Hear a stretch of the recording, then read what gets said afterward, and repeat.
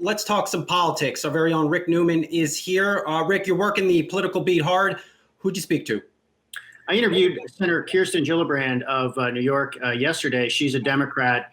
Nice wide-ranging discussion. We'll have more of that later today. But I asked her about the fairly grim situation with the hospitals in New York City and whether they were getting enough resources from the government. Let's listen to what she had to say about that.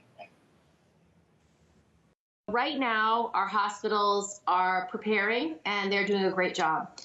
Some of the rural hospitals, some of the public hospitals in New York City are struggling because they don't have enough resources. They don't have enough masks, not enough protective equipment, not enough ventilators, not enough gowns.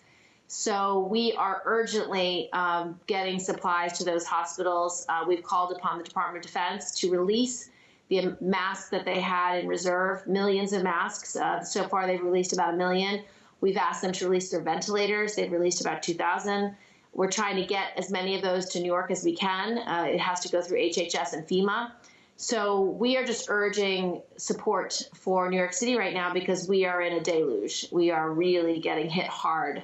And so we need more supplies faster than perhaps other places in the country that aren't getting hit as hard.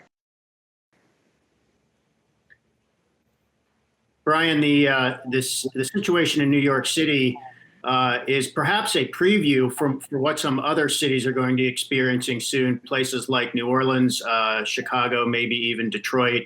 In another part of that interview, Senator Gillibrand was very critical of President Trump for being very slow to respond to this, not mobilizing federal resources sooner. But I asked her about this spat between New York Governor Andrew Cuomo and President Trump. Cuomo's complaining that he's not getting enough from the federal government. I asked, do you feel like that is interfering with what New York needs? And she said no. She said she thinks for the time being, New York is getting as much as it can get from the federal government, but it's going to need more.